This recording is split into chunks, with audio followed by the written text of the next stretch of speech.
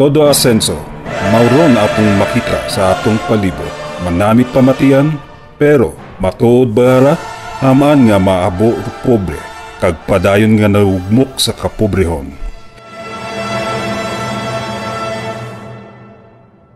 Naga-asenso gid ba kita? O pilang batugang o pilang pamilya gamang rong naga-asenso? Kita bagahay matamad o bukon it matiniison? Inayawan yun ba kita it makaako? Kag iya kita para mag-antos yamang? Hindi. Bukon. Uwa. Kung mauron, hamaan naga-asenso ro pila gamang sa pagkamatiison, sa pagkamaagam, kag sa kahugod. Ina ka mag-asenso. Pero ro ibang nga tao hay nag-asenso sa gain nga pamaagi nanda na abot ro pag-asenso. Roosevelt baga it isayang ka-congressman o gobernador hay makasarang suportahan rung makarayang nga bugana nga pagpangabuhi. Si inanda ginabuo ro kwarta. Tama, kwarta nga halin sa mga pobre. Sa buwis nga ginabayaran it pumuyo nga gobyerno rugabuyot. Paalin gida. Hatandaan pa ninyo si Napoles? Isayang kanegosyante nga ginkilaga nga mastermind it ginatawag nga Priority Development Assistance Fund Scam o PDAF. Rutawag ko atong mga kasimanwa hay pork barrel. Paalin na tabora yung ginatawag nga PDAF scam. Kita nga mga ordinaryong pumuyo hay nagabayad itatong buwis sa gobyerno. Ginatipon it gobyerno para mangin isayang ka-budget. Agud ikapanupod sa kada ahensya it atong gobyerno.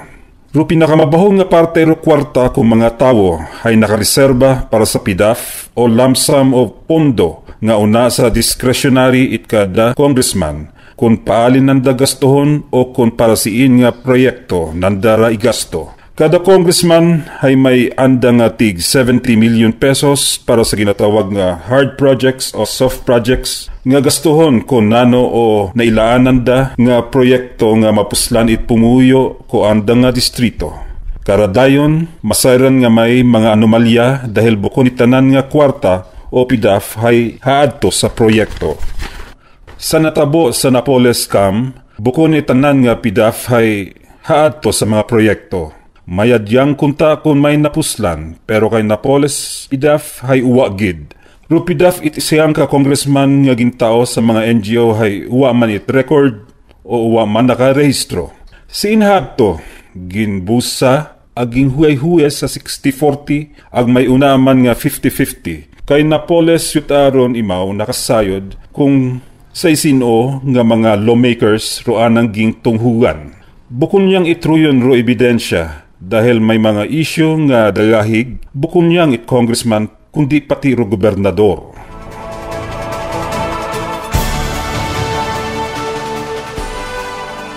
Hamaan gindali-dali ni Governor Miraflores nga imawhay pagatawan it permiso para magkapag-deal sa Jollibee sa lugar it Dr. Rafaeles Tumbocon Memorial Hospital for economic enterprise kuno.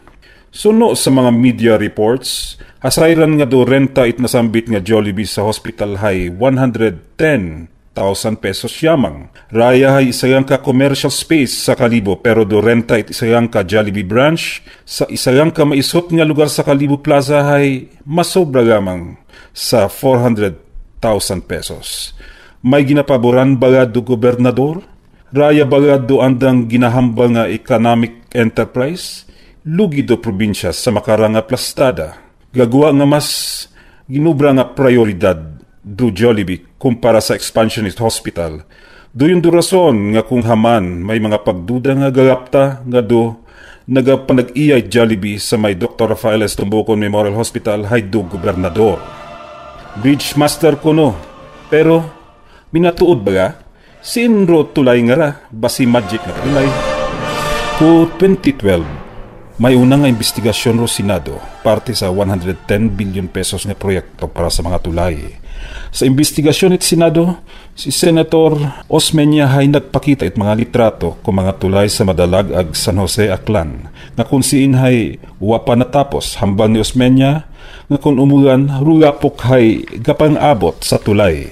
Hambal pa ni Senador Lacson raya nga mga tulay hay bridge to nowhere kung tawgon.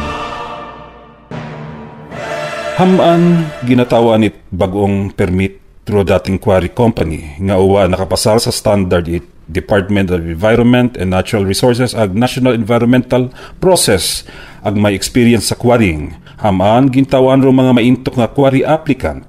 Raya bagahay nakapasar sa tama nga proseso. Aming pinagtataka, so dapat kung may batas tayo na ganito, dapat po ay apply po sa lahat, hindi lang po doon sa ilang tao at ang isa ay binigyan ng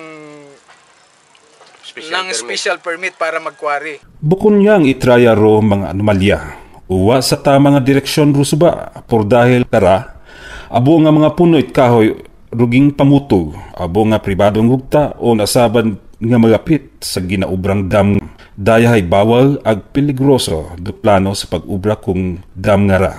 May evaluation ag monitoring baga nga natabo sa nasambit nga mga quarry projects.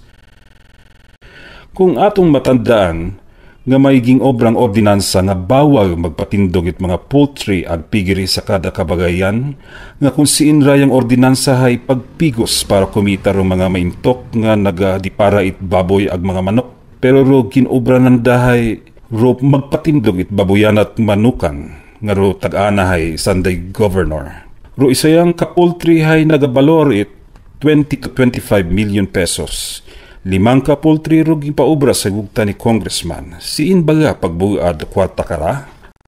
Rayang mga video clips sa footages hay ginbuo bag-urang gid sa sugod it poultry farm ni Governor. Di kara mismo nagahalin dubaho ag yangaw nga nangin dahilan kung hamaan nagareklamo ro mga tao sa nasambit nga lugar. Hambal it mga residente sa Barangay Regador, Ibahay, nagagamit yamang sanda it moskitero, maskin sa kaagahon para hindi sanda maperwisyo it yangaw. May health inspection baga nga ginpatigayon kara? Pumasa baga do waste disposal system nanda sa standard it probinsya? Fake nga saro ni Congressman ay nasabit sa isang kakontrobersya nga kunsiin nagpag-white sa iyang kapiki nga special allotment release orders o ginatawag nga saro. Ginaimbestigahan yun it NBI. Rosambilo nga proyekto ko nasambit nga saro. Raya nga ni Hayro Farm to Market Road Project nga nagabalor it 10 million pesos. Raya ginako ni Haresco, ginambal nga imaw man ay naging biktima man. Naghinyo si Haresco nga maghiwag in investigation pero anang hinyo ay ginbalibaran ni DOJ Secretary Leila de Lima. Ag hinambal ka na nga dapat atubad ngon na naro report i Justice Department o Ombudsman na sabton ro sambit nga issue. Hindi lamang pagpinuril para makakwarta do andang ginaobra. Ratong nakataliwan nga eleksyon 2013, anang ginkangay nga mangin kaiban si Carlito Marquez para magdagagan bilang representante at party list nga kasangga. May andang ginpakita nga mga pangalan nga kaibahan ko na sa listahan at mga nominado at kasangga do pangalan ni Marquez. Pero raya ay bukot binatuod. Ano pangalan nagpirma ni Josefina de la Cruz ay napamatudan nga peke. Buot hambagon, si Haresco ay nagpinuril sa COMELEC, sa kasangga, at sa tanan nga mga kandidato, ang mga botante sa probinsya Itacan. Rayang mga lifestyle kung mga tao nga rahay kaduda-duda. Siin nagahalin do kwarta nga ginagasto nanda kung sandahay nagabiyahe sa iba-ibang nasyon. Abo nga sayakyan nga nagabalorit milyones ag mga mansyon. Ag nagtao man sanda it ayuda bukon yang sa akan kundi pati sa Mindoro, Guimaras ag Iloilo. Ruuwa lang it sa ayudhay kwarta itakan ruging tao. Bukon it kaduda-duda ron. Suno sa COA, rayang proyekto nga milk feeding program hay ubra-ubra lamang umuro-moro. Ag makita naton nga peke ro mga papeles. Hambal it Commission on Audit o do COA, uwa gin gasto sa milk feeding program do gintagana nga pundo. Ag may mga anomalya nga nakita sa mga pirma sa mga dokumento. Sa minatuod, gagawa sa investigasyon nga nadiskubrihan nga do andang ginsugat nga ginhalinan it mga produktong gingamit hay halin man sa anang unga ag uwa nag-agi sa tama nga public bidding. Raya paro isagang kapurilan, uwa it political dynasty sa akan? Hay ano raya nga ra?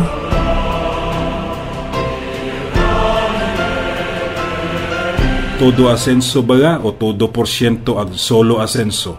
Kamo mga kasimanway takgan ro maghusga, manugtapos won ro andang dinag-on nga pag-abuso ag haraw man sanda, gusto mananda nga magsakar para magdaog, ag umano ni mananda ro haanaran nga pagpangabuhi, haanarang pagpinuril, ag haanarang pagpanakaw. Sugot baga kita kara? Kamo, iboto ba ninyo ro mga manugloko?